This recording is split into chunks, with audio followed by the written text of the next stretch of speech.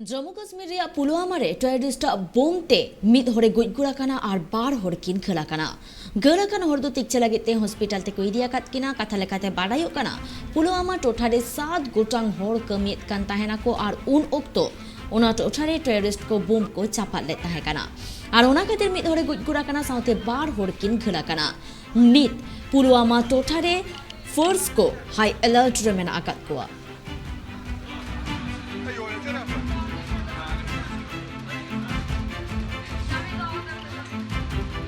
वहाँ पे हम लोग काम कर रहे थे, कपड़े पिजाई कर रहे थे।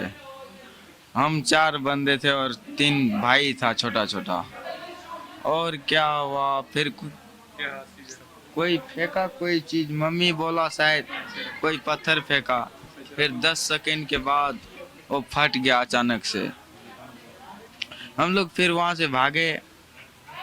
फिर उधर से पड़ोसी बंदा आया, कश्मीरी ही आया। फिर गाड़ी में डाला, फिर हॉस्पिटल लेके गया उधर नेवा।